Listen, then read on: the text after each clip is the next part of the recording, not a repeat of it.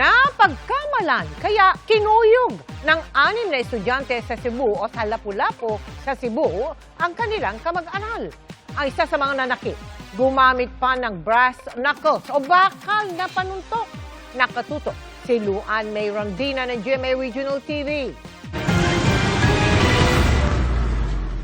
Nakayuko ang lalaking estudyanteng ito at nagtakip ng mukha habang pinagtutulungan siyang gulpihin ng 6 na mag-aral. Nangyari yan sa isang bakanting lote na katabi lang ng Mactan Elementary School sa Lapu-Lapu, Cebu. Sa eksklusibong panayam ng GMA News Balitang Bisdak sa grade 8 na biktima, ikinwento niya kung paano siya sinundan ng mga kaeskwela. Kaduha ko nihunong sila. Then, pag-abot ito sa nahan, agtunan ko nilang kulatan, gapa ko nilang Jukorno. Asa mo ka na iba sa Jukorno? Maray, kung bukubok ko. Kinumpirma ng assistant to the principal ang insidenteng kinasangkutan ng kanilang mga estudyante. Mga class advisor, ma'am, ilang ko nga, ay si Kuan man niya, nag-verify po sila, kaya nito nga lagi katong si usa ka bata, nga mao joy unang ni sukmag, mo to na siya gipanganlan, mao ni ma'am si Kuan ana na trace up. Sa mga nanakit, isa pa lang ang pumasok sa paaralan mula nang mangyari ang insidente. Napagkamalan lang umano ang biktima. Niangko naman siya, masiya jud to. Siya gitong niuna? Kay ang rason lagi ihang manghod gibunog ani gipakita akin say nagbunog nimo ani mo to pakita sa picture. Na sila nakitaan nga mumaog na agijaban gid kuno nila dito. Himan-himan di kuno tumao.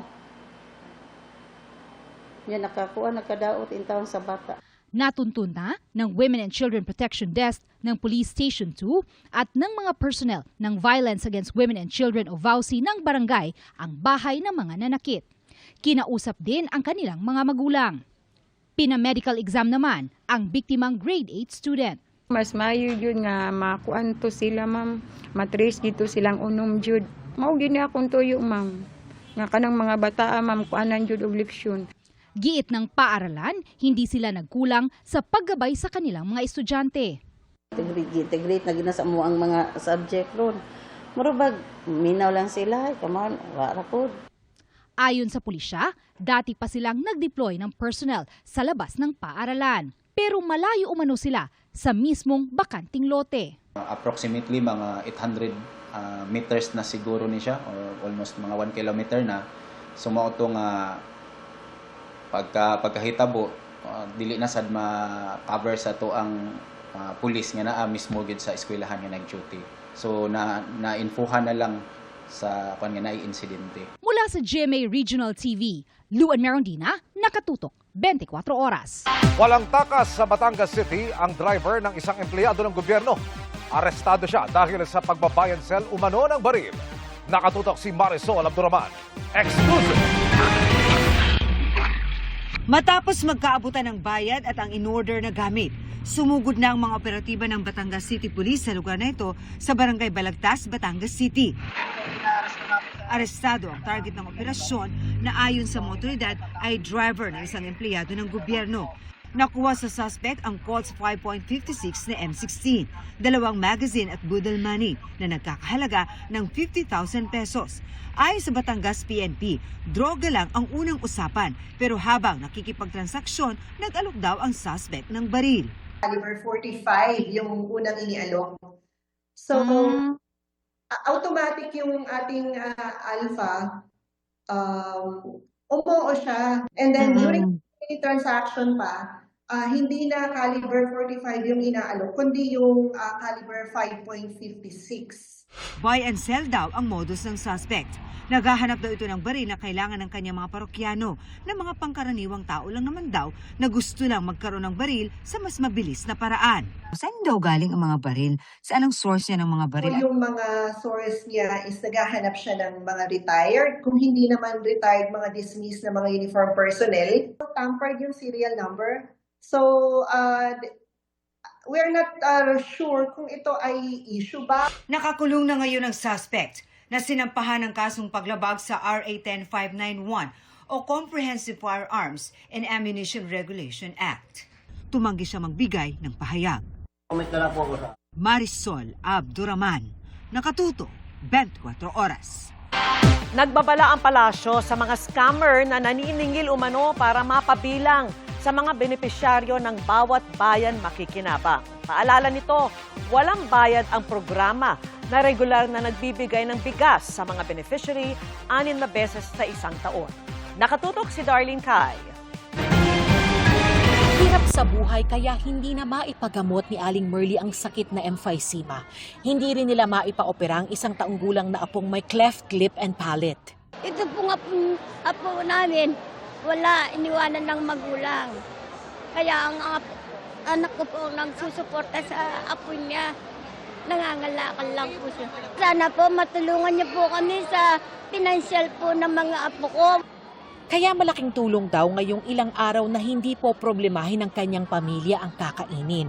Matapos mapasama sa mahigit 3,000 benepisaryo sa Tarlac ng programang Sa Bagong Pilipinas, Bawat Bayan Makikinabang.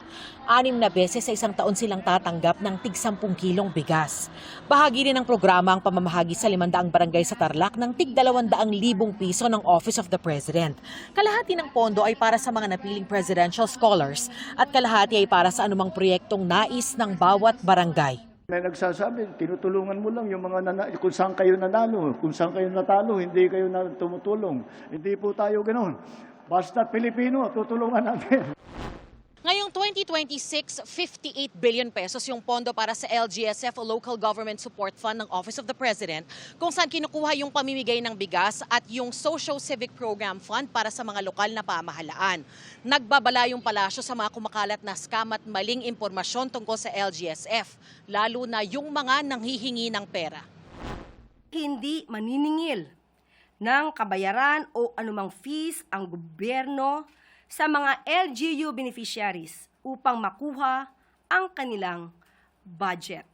Pumunta rin ang Pangulo sa Sual, Pangasinan para inspeksyonin ang bagong ayos na Sual Fish Port Complex. Inaasahang mapapabuti nito ang paghahawak at pagproseso ng mga isda para mapawasan ang post-harvest losses at mapalawak ang pamilihan ng mga mangingisda roon. Mula sa Tarlac, Darlene Kai, Nakatutok, 24 Oras.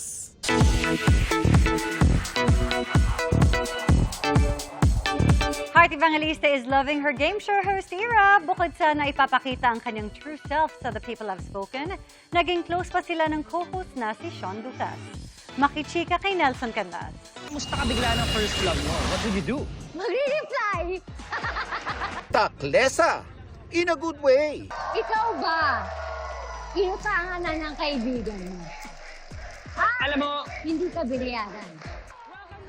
aliw na aliw ang fans every time may bibitiwang punchline o pasimpleng hirit si Heart Evangelista sa episodes ng The People Have Spoken.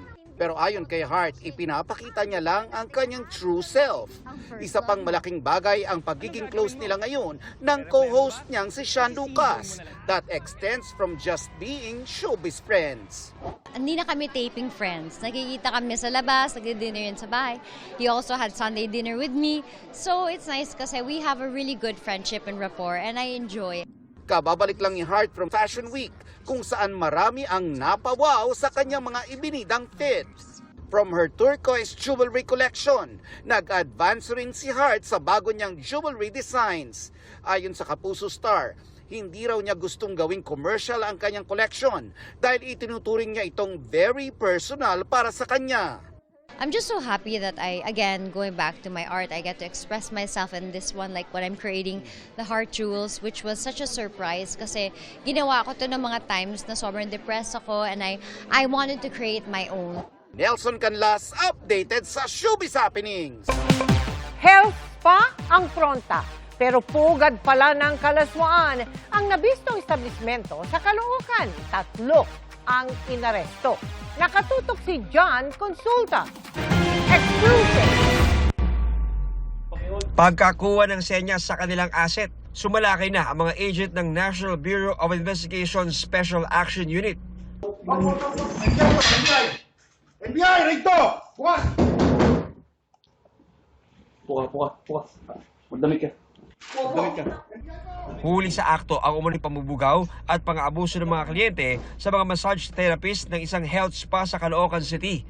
2,000 raw ang renta sa mga kwarto at dagdag na 2,000 naman sa masahe na may extra service. Kunyari po, ang business nito ay yung talagang legitimate na spa na masahe.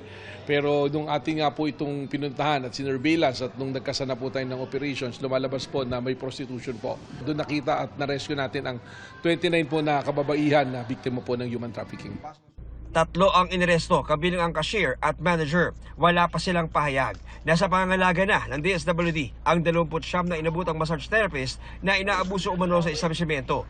Anti-human trafficking po ito. 3 po yung ating arestado rito at ito po isusumitin natin po sa piskalya po dito sa Caloocan po.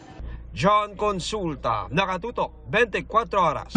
Nasa kote sa Pasay ang 2 nagbebenta umano ng pineking ginto. Ang kanilang modus, tunghayan sa pagtutok ni June Veneracion. Itsurang ginto, pero pinaghalo lang pala ng zinc at tanso. 3 kilo ng mga pineking ginto na yan ang nasabat mula sa 2 inaresto sa entrapment operation ng Anti-Cybercrime Group ng PNP sa isang hotel sa Pasay. Ang mga ito, ibinebenta umano sa halagang 6 million pesos. Ayon sa pulisya, nagugat ang operasyon sa reklamo ng 2 foreigner na nabiktima raw ng mga suspect. Initially, merong nag-endorse sa kanila and then through online, nagkaroon ng mga ads sila doon about the gold bars and this. Then they ordered for this item. Harapan daw ipinakita sa mga foreigner ang pagbarena ng mga suspect sa dala nilang ginto para patunayan na ito ay tunay. Pero bago i-test, dito na papasok ang hocus-pocus. Ang nakasupot na peking gold dust mula sa harapang pagbarena ay papalitan ng tunay para pumasa sa test. Yung ibibigay sa'yo, yung i-check mo para madrill mo, ay isi-switch nila. So may deception dito, talaga nagkaroon ng fraudulent transaction. Pagkatapos ng test sa gold dust, itinuloy na ng mga foreigner ang transaksyon.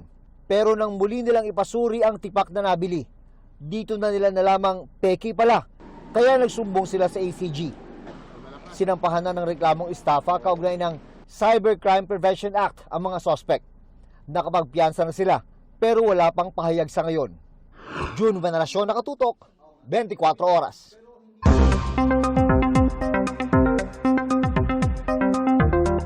Mga kapuso, nawala na po yung low pressure area na nagpaulan kahapon sa Metro Manila at malaking bahagi ng Luzon. Pero mayroon pa ring LPA sa labas pa rin ng Philippine Area of Responsibility na minomonitor po ng Pag-asa. Halos stationary o hindi gumagalaw ang nato ng LPA pero yung trough o yung buntot nito'y umaabot po sa Eastern Visayas at ilang bahagi ng Mindanao. Yan yung nagpapaulan sa mga nabanggit na lugar. Nakaka-apekto rin ang easterly sa bahagi ng Hilagang Luzon na posibleng magdulot ng maulap na papawirin at minsan ang pag-ulan. Base sa datos ng Metro Weather, bukas ng umaga, may tsansa ng hanggang katamtamang ulan sa mga probinsya ng Cebu at Bohol. Posible ring umulan sa Samar at Eastern Provinces, pati po sa ilang bahagi ng Northern Mindanao at Caraga Region. Pagsapit ng tanghali hanggang hapon, uulan na sa halos buong bansa. Posible po ang heavy to intense rain sa Ilocos Region, Southern Luzon, Bicol Region at Caraga sa Mindanao. Kaya iba yung pag-iingat po sa pagbaha at landslide. Dito naman sa Metro Manila, mataas din ang tsansa ng ulan sa hapon hanggang gabi. Kaya lagi pong magbaon ng payong. Idinulog na ng Pilipinas sa United Nations ang karapatan nito sa seabed at likas yaman sa extended continental shelf sa West Philippine Sea. Kasunod pa rin niya ng pangaangkin sa halos buong South China Sea ng China na may namataang destroyer sa exclusive economic zone ng Pilipinas. Nakatutok si JP Soriano.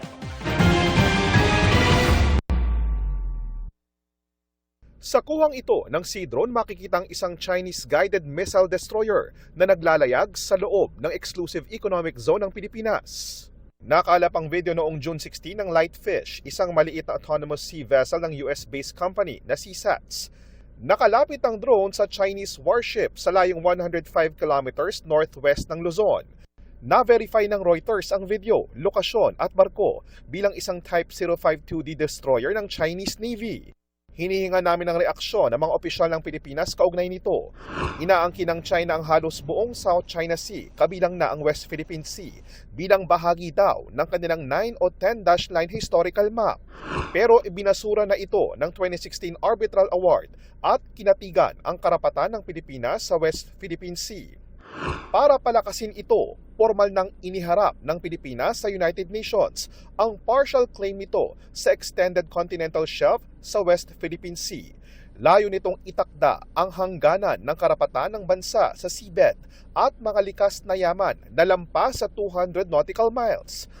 Ayon sa DFA, bahagi ito ng pagsusulong ng rule of law, kapayapaan at proteksyon sa kabuhayan at yamang dagat ng mga Pilipino.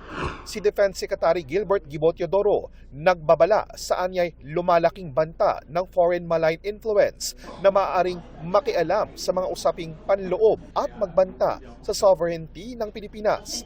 Bagamat hindi pinangalanan ang China, ayon kay Teodoro, hindi na lamang sa West Philippine Sea nakikita ang mga banta, kundi maging sa mga iligal na aktibidad na iniuugnay sa mga dayuhang grupo. Walang external defense na sustainable kung wala kang internal peace and stability. Precondition yun.